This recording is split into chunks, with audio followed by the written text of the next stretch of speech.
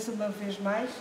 Portanto, eu estou aqui em nome de um grupo de trabalho, não só de funcionários da Câmara Municipal de Loures, mas também um grupo de trabalho intermunicipal que, no fundo, são os responsáveis, em parte, pelas questões técnicas que dizem respeito à concepção desta rota boreal do convento, e agora já estamos, portanto, na fase mesmo de implementação. Esta ideia de agarrar na obra de Saramago e neste livro, não é, que todos conhecemos e que é uma referência em termos internacionais, nacionais e internacionais, já tem talvez uns 3 ou 4 anos. Houve a possibilidade, ao nível dos vários municípios da área metropolitana de Lisboa, 3 municípios unirem-se neste projeto intermunicipal, portanto, neste caso já foi mencionado Lisboa, Loures e Mafra, e propor uma rota, portanto, um percurso, que é um percurso cultural e turístico que tem a novidade de ser alicerçado numa narrativa e no livro.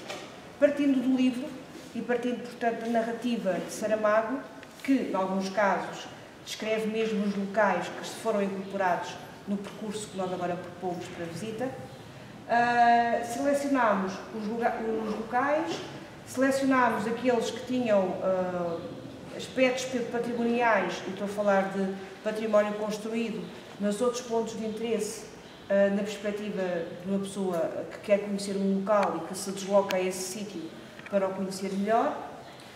E concorreu, de facto, os 3 municípios concorreram a um fundo de financiamento no âmbito do POR Lisboa 2020, e essa candidatura, portanto, tinha uma série de requisitos que era preciso cumprir, e um deles era que fosse uma oferta cultural de cariz mais turístico ou cultural, portanto, não é uma oferta cultural que se insira dentro da promoção cultural ou de uma programação cultural. Ela vai acontecer no âmbito da rota, mas é apenas uma vertente de promoção desta nova oferta cultural e turística, e tínhamos também que incluir sítios com património classificado. E, portanto, a seleção dos percursos teve, no fundo, três vetores essenciais. Por um lado, à partida, que tinham que fazer parte, digamos, da narrativa do Saramago, e fazia parte, portanto, da lógica do livro, que é, digamos, o nosso ponto de partida para conhecer o livro e conhecer os sítios que inspiraram Saramago a escrever aquela narrativa, que também sabemos que é um romance também de cariz histórico, não é? Portanto, que nos reporta para o século XVIII, para o Dom João V, para a construção do palácio, etc. Por outro lado, os vários sítios do percurso tinham que ser sítios classificados, porque caso contrário também não seria aceita a candidatura e, portanto, não teria financiamento. E depois um terceiro, que julgámos que seriam sítios suficientemente apelativos para levar as pessoas, portanto, a percorrer este território, não é? Num itinerário que une estes 3 municípios. Este slide, no fundo, diz isso, portanto, parte do livro. Eu escolhi, ele já tem tantas edições nacionais e estrangeiras em várias línguas, apenas escolhi 2, uma das mais antigas e uma outra recente, que saiu agora também no âmbito da comemoração dos 300 anos do início da construção do Palácio de Mafra. E, portanto, a nossa ideia é precisamente agarrar a literatura e transformá-la em vida, no sentido de promover uma visita, uma fruição de certos locais, sempre neste casamento entre a narrativa, não é, o imaginário do Saramago e, por outro lado, aquilo que nós podemos ainda presenciar, fazendo sempre uma certa evocação do que seriam esses locais no século XVIII. E é esse, no fundo, o nosso propósito e o nosso desafio, e que esperamos que seja do agrado do público, não é? Pela primeira vez, cá está, em Portugal, o livro dá origem a uma rota cultural, abarcando 3 municípios e resgatando simultaneamente, e, portanto, elementos do património religioso, estético, turístico dos concelhos de Lisboa, Loures e Mafra. E por que não se identifica de forma aqui? Pois, isto, de facto, não incluímos Sintra, porque às vezes,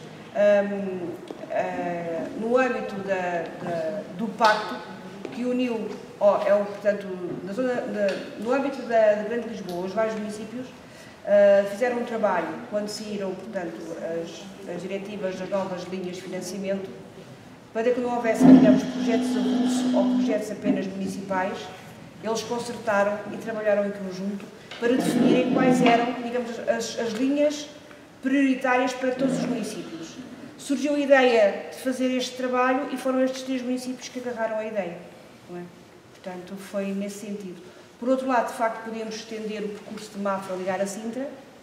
Para já não acontece, mas como os projetos nunca são fechados, felizmente, não é?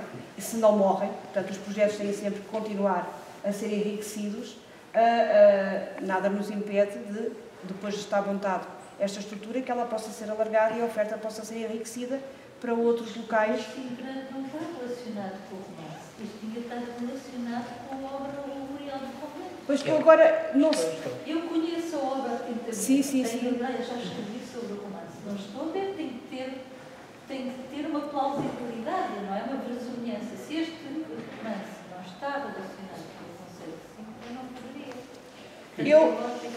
Eu de momento não sei tudo do cor. Sim, porque os maias do capítulo 8 passa-se em Sintra, não é? Agora aqui não. Não tem lógica. Então, não há vinda de céu de pedra, portanto, Perpinheiro para 10 chaleiros e só de chaleiros para Mafra, não é essa passagem do mundo? Mas não é direto. Pronto, relacionando é um itinerário que está mais ligado ao transporte, sim. Passa por chaleiros e fala lá que há um dos construtores é de chaleiros. No capítulo 19 do transporte da pedra fala disso. Mas o itinerário prende-se mesmo a Loures e depois Mafra. Neste caso...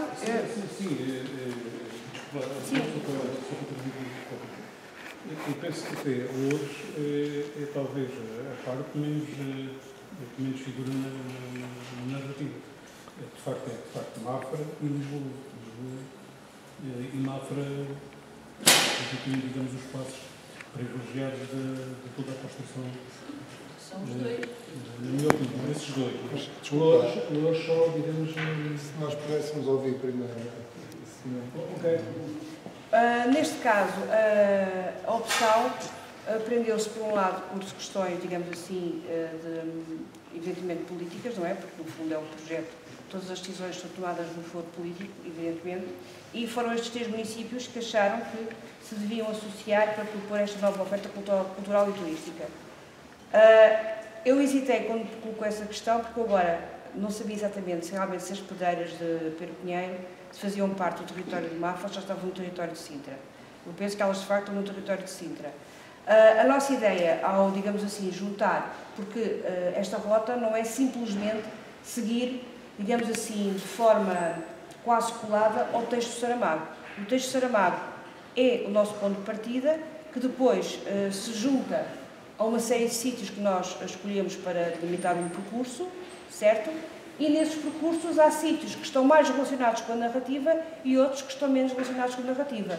Evidentemente que a maior parte da narrativa de Saramago incide sobre a cidade de Lisboa e sobre a zona de Mafra e a construção do Palácio de Mafra, mas temos alguns excertos que nos referem, por exemplo, a passagem dos sinos, a passagem das estátuas, a passagem dos materiais de construção que passavam, porque usava-se naquela altura um dos eixos principais de comunicação e transporte de matéria-prima, era precisamente o nosso trancão, porque eu estou aqui agarrada com conceituadores, mas e o nosso, porque é nacional, evidentemente, não é? Portanto, o Rio Trancão era um sítio, precisamente, muito importante em termos de comunicação, passagem de pessoas, bens e mercadorias, e isso vem... Aliás, até haver um esteiro para poder passar a sim, as estátuas de Santo Antão. Até foi feita uma obra, precisamente para melhorar a navegabilidade do Trancão, para que estes materiais pudessem chegar não só a Santo Antão, mas alguns também haviam cais em São Julião.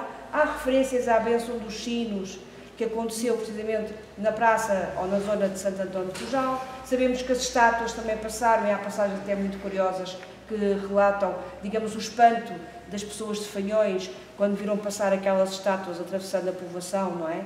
E que questionavam quem eram, e o pároco, se não soubesse, digamos, a lista de identificação das estátuas, teria tido ali um problema, porque não era para ele também imediato a identificação das estátuas que iam passando e, digamos, os santos a que correspondiam.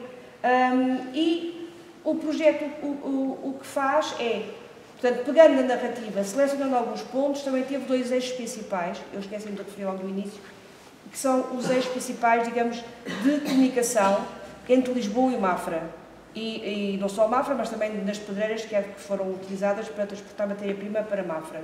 E essas são as estradas reais, por um lado, e, por outro lado, o Rio Trancão. Portanto, uma parte do Tejo e depois a entrada pelo Rio Trancão.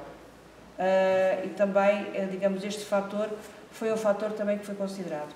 Também foi considerado, para além, digamos, do texto propriamente só do Saramago, a informação que nós temos sobre o século XVIII, e sabemos também que o rei visitava naturalmente as obras em Mafra e que usava, umas vezes usava a Estrada Real, outras vezes usava o Rio Tejo, o Trancão, e depois aí apanhava precisamente um transporte e seguia pela Estrada Real até Mafra.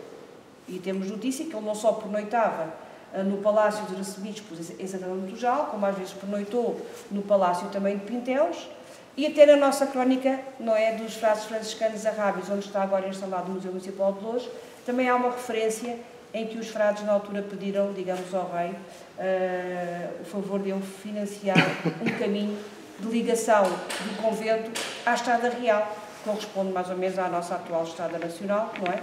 Portanto, tudo isto todos estes fatores, no fundo, foram os critérios que a equipa teve em conta para propor um percurso. E o percurso tem, digamos assim, 3 grandes centralidades. Em Lisboa, temos a Casa dos Bicos e a Fundação José Saramago, que é um dos nossos parceiros estratégicos, e, portanto, é um sítio onde terá informação para todos aqueles que chegam à cidade de Lisboa e que podem ficar a conhecer esta nova oferta e fazer a rota a partir daqui. Portanto, é um dos pontos importantes de informação e de chegada para conhecer a rota. Naturalmente, a Casa dos Bicos não pode estar dissociada também do Terreiro do Paço. Portanto, Lisboa tem estes dois, a Casa dos Bicos e o Terreiro do Paço, como grande centralidade, independentemente de poder oferecer, como já oferece nos percursos que faz, o Rocio ou outras igrejas que estão associadas à narrativa do Saramago relativamente ao memorial de convento.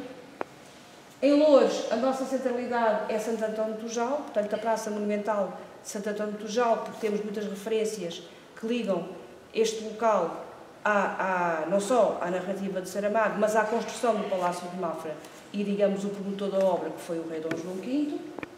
E depois, naturalmente, em Mafra, temos o Palácio de Mafra.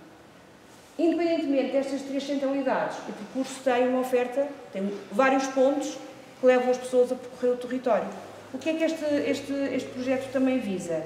Visa, no fundo, criar mais uma oferta diferenciadora na área da Grande Lisboa, portanto, está integrada dentro do projeto estratégico que foi concebido em termos nacionais e em termos específicos para a cidade de Lisboa, que, como sabem, é uma cidade que cada vez tem mais procura e que se espera poder ainda atrair maior número de turistas, e é preciso alargar a oferta e distribuir as pessoas que chegam à cidade de Lisboa pelas áreas, digamos, pela área, não só a área norte, como a outra margem. Portanto, oferecer um percurso que não seja só, por exemplo, visitar Sintra, que já é um percurso bastante consolidado e que toda a gente faz, ou eventualmente vão diretamente para o Palácio de Mafra, mas oferecer outros locais e outros temas de interesse que possam, digamos assim, canalizar o fluxo cada vez maior de turistas e diminuir um bocadinho já, às vezes, algum excesso que pode existir, no sentido de eles poderem percorrer um território maior, no fundo, à volta da cidade de Lisboa, porque é fácil. A distância de tempo é reduzida e, portanto, rapidamente, mesmo aqueles que vêm em grandes cruzeiros, não é? Podem rapidamente poder fazer um raid. Se vão a Sintra, também podem fazer um raid por aqui, se esse for o interesse dos turistas. Portanto, no fundo, também o projeto procura responder a uma necessidade já identificada em termos estratégicos e que nós pensamos poder, de facto, ser uma oferta interessante e diferenciadora para não só para as pessoas que residem nestes territórios, mas também aqueles que vêm de fora e que querem conhecer a nossa cidade de Lisboa e todas as outras cidades e outros locais que estão muito próximos da cidade de Lisboa. Portanto, o que é que nós temos aqui? Algumas ideias. A rota segue um percurso estruturado através de bens imóveis classificados, como já mencionei, existentes nos 3 municípios, em Lisboa, o Terreiro do Paço e a Casa dos Bicos, onde está também a Fundação José Saramago. Em Loures, Santo Antão do Tujal, com o Palácio dos Arcebispos, e além do outro património que também está classificado, o Aqueduto, a Fonte do Palácio, etc. E em Mafra, o Palácio e Convento, que também está classificado como monumento nacional. Ou seja, nós tivemos que partir de sítios classificados para a candidatura poder ser aceita. Partindo do romance do José Saramago, Memorial de Convento, alicerçado em factos da história portuguesa e europeia do século XVIII, a rota do Memorial de Convento é simultaneamente turística, cultural e literária. Convida os visitantes a percorrê-la e a conhecer ou revisitar a arquitetura, o território, a paisagem dos 3 municípios parceiros. De mão dada com a ficção da obra literária, acompanham-se os personagens criados por José Saramago. Portanto, a proposta deste grupo de trabalho é criar também uma oferta e uma narrativa, e é nesse sentido que temos um comissário científico, digamos assim, de cariz mais literário, que é o professor Miguel Real, que também é conhecido de todos nós, e que nos vai, precisamente, construir este discurso, esta narrativa, também de cariz literário, que será um fio condutor para todos aqueles que vão percorrer o percurso. O percurso aparece aqui de uma forma muito sintética, como podem ver, portanto, Lisboa, Sacavém, Unhos, Santo António dos Cavaleiros, falta ali, por lapso, Louras, Santo António do Tujal, Fanhões, Malveira, São Miguel de Alcaínça, Mafra, Vila Velha de Mafra, Choeiros. Vão perguntar, Unhos. De facto, Unhos não há nenhuma passagem que refira Unhos, concretamente, mas é referido o Rio Trancão como um meio de transporte, não é? E a zona do Rio Trancão, ora, Unhos está também à beira do Rio Trancão. Portanto, em alguns sítios, a ligação com o texto não é imediata, no sentido de retirar mesmo excertos concretos do texto. Mas, na maior parte deles, existem referências.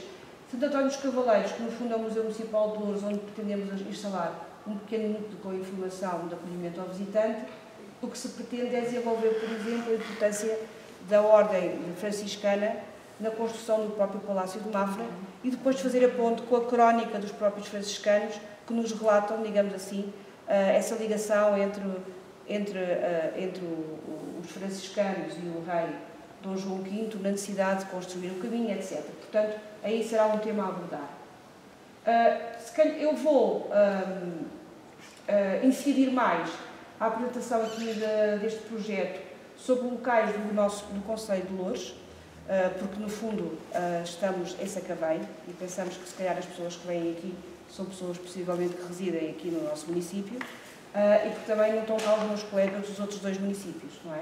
De qualquer modo, rapidamente esta informação vai estar disponível e vão ter possibilidade de conhecer o projeto no seu todo de uma forma mais pormenorizada, porque ele, como é muito denso, tornava-se uma conversa também demasiado prolongada. Eu penso, a Raquel vai passar no próximo, só para relembrar que aqui em Sacavém nós vamos ter, portanto, junto ao Mirador, junto ao Rio Trancão, um tótem de informação sobre aquela zona da cidade de Sacavém, e onde o enfoque, além do Trancão, é também a Igreja Matriz, porque está, digamos, logo na proximidade do sítio de paragem para quem vem ver a rota e, portanto, vai ter informação sobre o mesmo.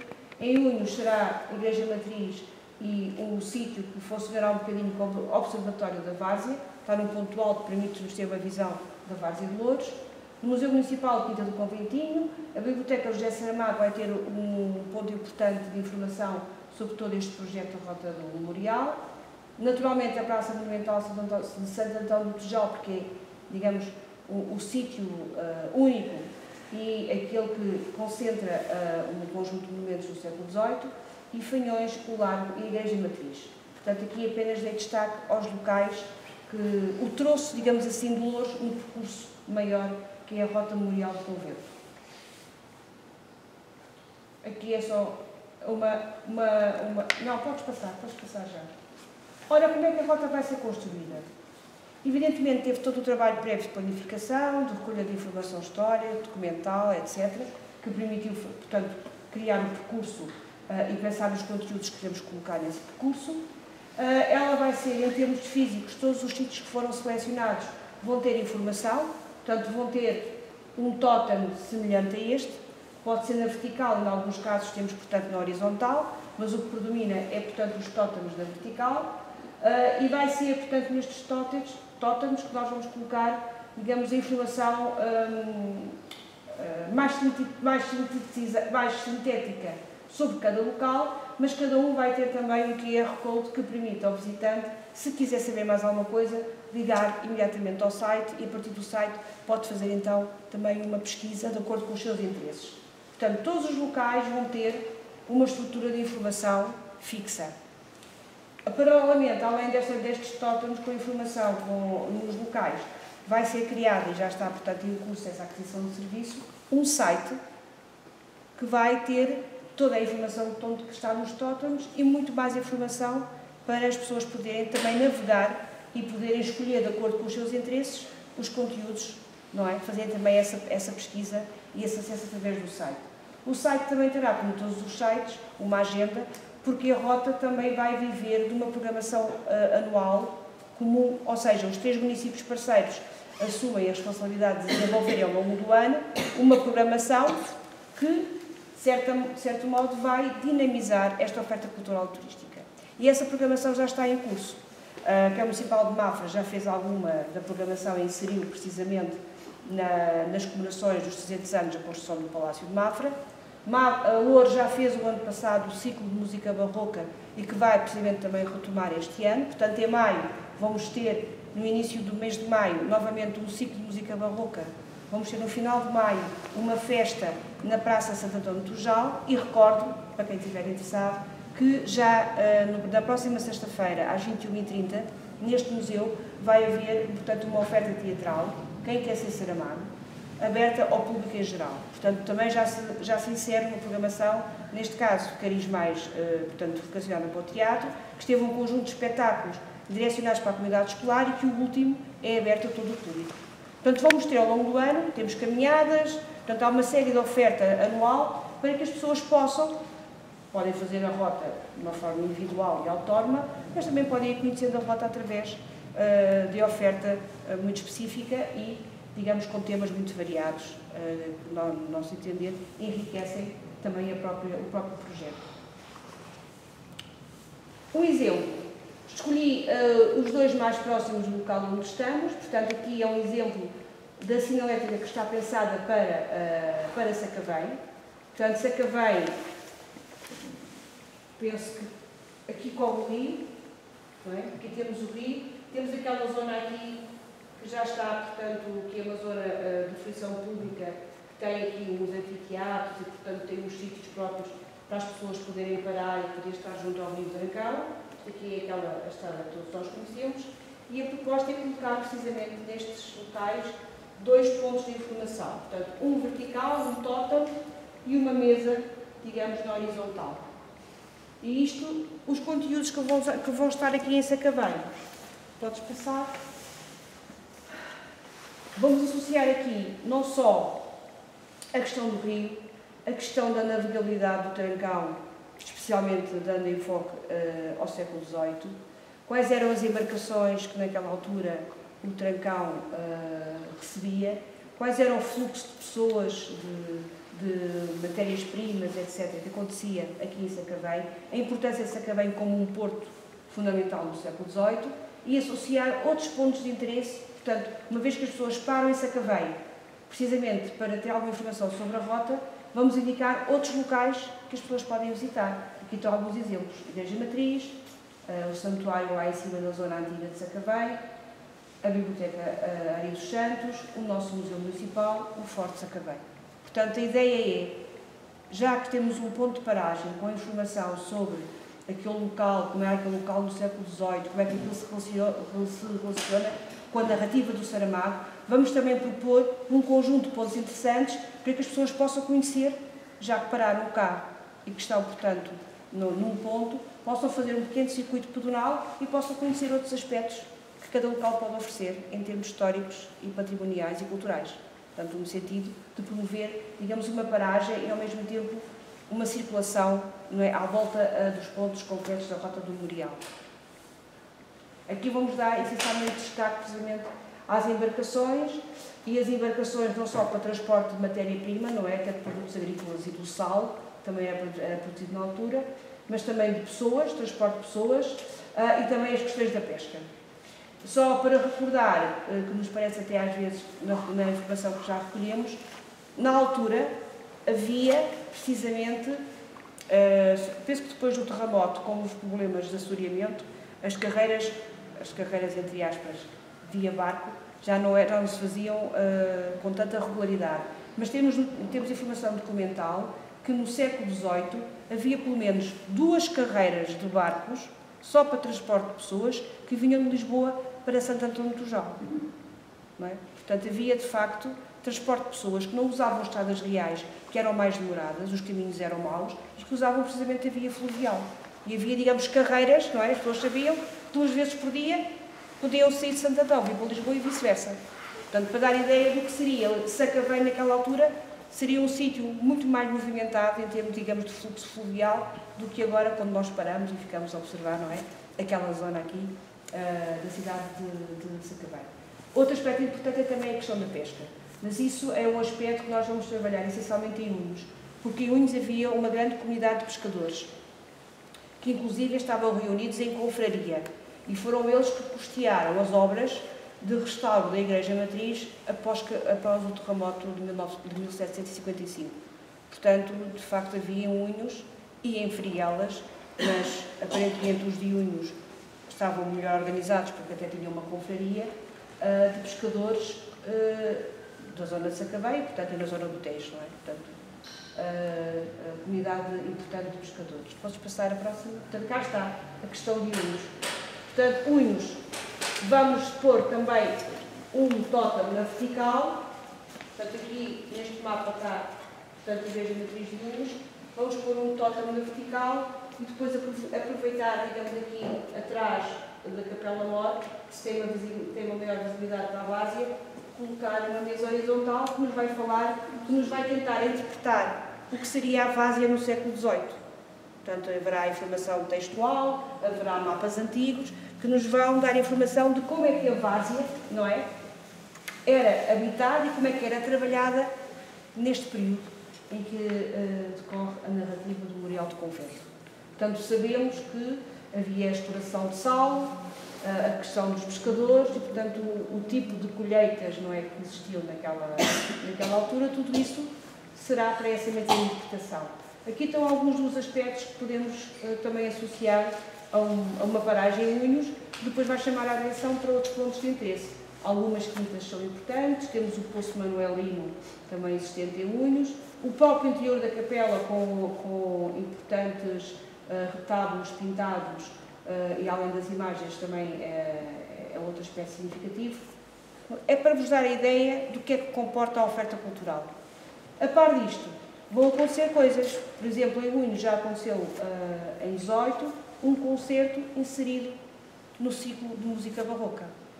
Portanto, estas igrejas também vão funcionar como espaços onde vão acontecer espetáculos associados à música, predominantemente associados à música.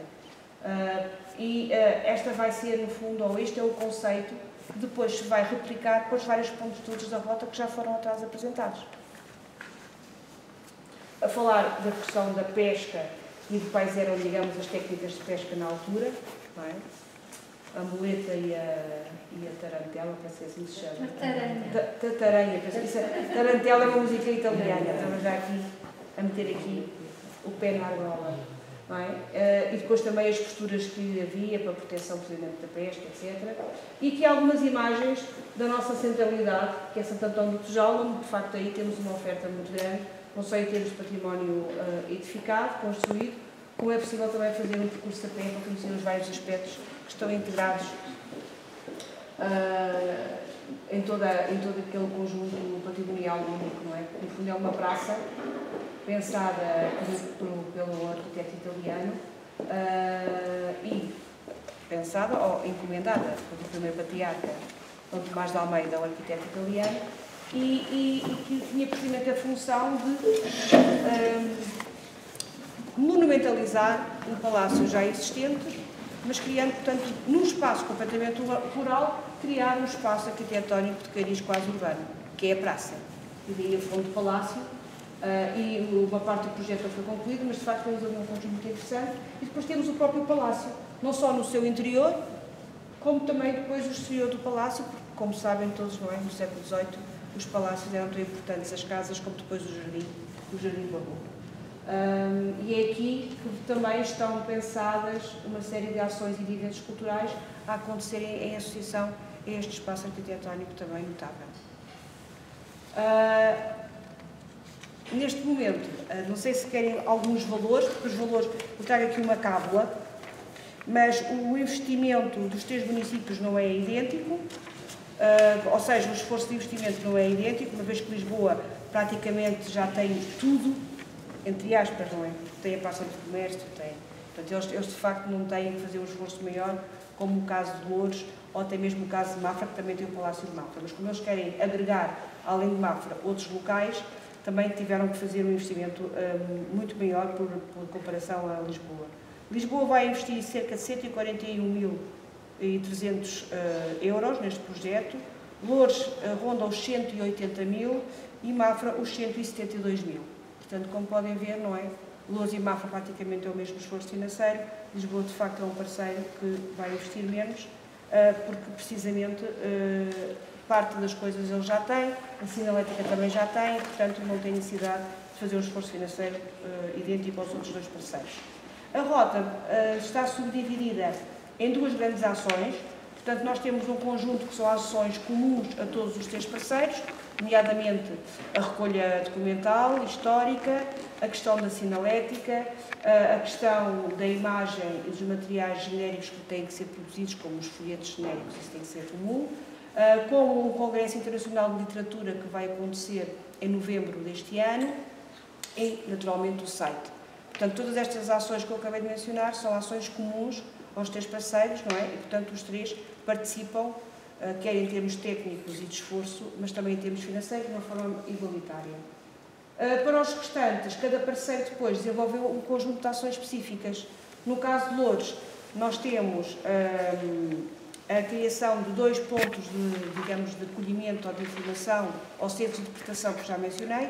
Um será na sacristia do Museu Municipal de Loures, portanto, que está instalado no antigo Convento Rábido do Espírito Santo, e um outro vai funcionar na Biblioteca Municipal de José Saramago. Portanto, estes 2 sítios. A nossa biblioteca aqui também, a dos Santos, também vai ter um apontamento de informação sobre esta rota, uma vez que também tem a ver com um cariz literário, pareceu-nos que era interessante também ter alguma informação, mas é apenas uma informação muito pontual e genérica. Vamos ter que criar a sinalética que já mencionei, e depois temos um vasto programa cultural, que é o ciclo de música barroca, a festa na praça, uma oferta teatral, caminhadas, visitas guiadas e também um encontro internacional que se irá realizar em novembro sobre o espírito e a festa barroca. Portanto, digamos que penso que mencionei as principais ações específicas da Câmara Municipal de Loures. Mafra também já desenvolveu algumas, a maior parte delas já foram concretizadas e que tiveram associadas ao projeto de comemoração dos 300 anos do início da construção do Palácio de Mafra. E brevemente vai sair, penso eu, um livro com as várias conversas que foram realizadas no Palácio de Mafra, que trouxeram investigadores nacionais e estrangeiros para falar sobre Mafra, o Palácio de Mafra e o Barroco, e penso que sairá esse livro, vai sair já agora no início deste ano de 19. Mas fizeram também um programa muito vasto no âmbito das comemorações, música, teatro, exposições, etc. Neste momento, se quiserem colocar questões e perguntas, não é? Estou à vossa disposição. Uma questão. Em novembro haverá um Congresso Internacional Literário. Sim. No âmbito dos 3 municípios. Sim. A pergunta é se há local e se a ideia é ser repetida anualmente, sendo este um primeiro Congresso Internacional, ou é só uma coisa, digamos, pontual para este ano? Avulsa, não é? Sim. O sítio, este congresso vai se realizar precisamente no Palácio de Mafra. Salvo erro, para datas eu tenho a ver, acho que é 14, 15 e 16, portanto, quinta, sexta e sábado, uma vez que 16 é o aniversário do José Saramago e quisermos associar, digamos, uma data. Para já vai ser o primeiro congresso